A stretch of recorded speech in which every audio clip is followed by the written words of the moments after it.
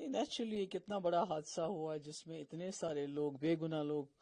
مارے گئے، تو نیچرلی اس میں پورا ماحول ہی بدل جاتا ہے،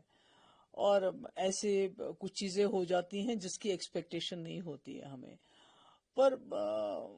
ایک چیز تو میں آن ریکارڈ رکھنا چاہتی ہوں کہ ملک کے اندر جو ہمارے اسٹوڈنٹس ہیں، ہماری بچیاں ہیں، ہمارے جو باقی ٹریڈرز ہیں، ان پہ جو شروع میں جو ان کے اوپر پریشر آ رہا تھا، جو ان کے ساتھ بہت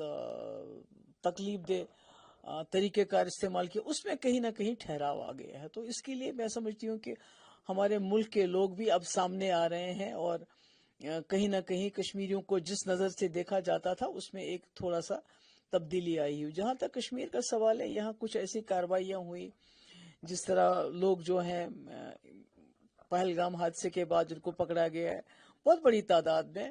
اور اسی طرح سے جو ملیٹنٹوں کے جو گھر جو گرائے گئے اس میں کولیٹرل ڈیمیج بھی کافی ہوا کہ بیچارے جو عام لوگ تھے ان کے گھر بھی گرے۔ یہاں مرن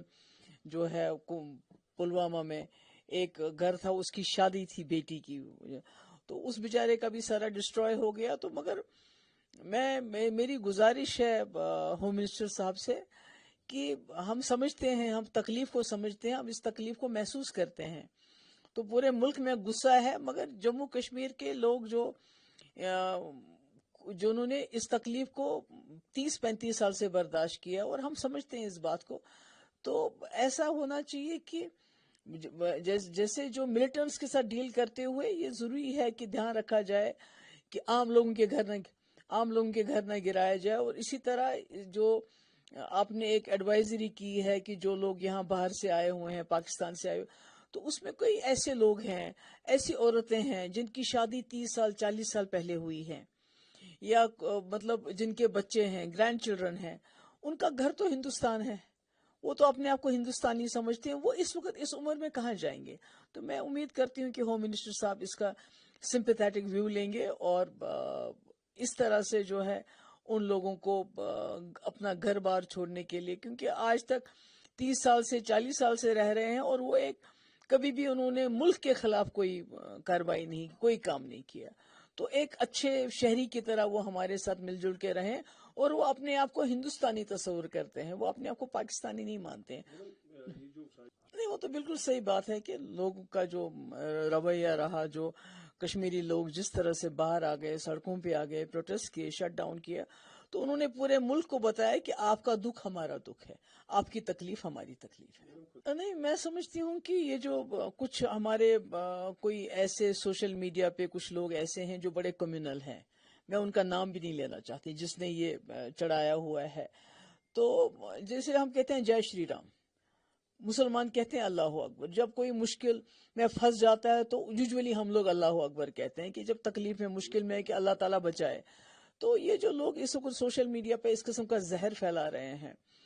تو میں تو کیا کہہ سکتی ہوں، میں کہتی ہوں لعنت ہے ان پہ، اور کیا کہہ سکتے ہیں۔ اور مجھے لگتا ہے کہ گورنمنٹ آف انڈیا کو ان کے خلاف سخت کارروائی کرنی چاہیے جو اس قسم کا زہر پھیلا رہے ہوں۔ ایک طرف سے ہمارے لوگ شہید ہو گئے ہیں،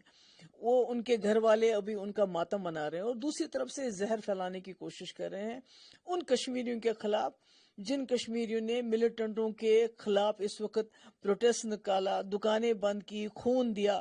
جانیں دی، جیسے عادل شاہ ہے، تو ان کے خلاف یہ پروپیگنڈا کر رہے ہیں، اس کو روک لگانی چاہیے۔ دیکھیے، مجھے تو لگتا ہے اس وقت جو ماحول ہے بہت تناؤ کا ہے، اور یہ ایک قدرتی بات ہے، تو یہ تو اس کو تو ٹھیک ہونے میں ٹائم لگے گا۔ ابھی میں کہوں کہ مطلب کن فیکون اللہ تعالیٰ ہی کہہ سکتے ہیں، ہم تو نہیں کہہ سکتے ہو جا، تو اس میں تو ٹائم لگے گا، ہمیں بھی تھوڑا صبر سے کام لینا چاہیے۔ تو جب حالات تھوڑے نارمل ہو جائیں گے تو اس کے بعد جو بات کرنی ہوگی وہ کر لیں گے۔ نہیں، فاروق صاحب کو تو میں نے سنا کہ وہ کچھ کہہ رہے تھے بالا کوٹ سے زیادہ کچھ ہونا چاہیے، تو دیکھیے فاروق صاحب کی نیشنل کانفرنس کی پالیسی الگ رہی ہے۔ فاروق صاحب تو یہ بھی کہتے تھے کہ جو اب دوسرا کشمیر ہے اس پہ بم گرا دو ایک دم سے، وہ بھی کبھی وہ زبان بولتے تھے، کبھی کہتے ہیں بات چیت ہونی چاہیے، اس لیے میں اس میں نہیں جانا چاہتی۔ میں سمجھتی ہوں کہ اس وقت لوگوں کے زخم ہرے ہیں، ہمارے ملک کے لوگوں کے زخم ہرے ہیں، اس پہ مرہم لگانے کی ضرورت ہے۔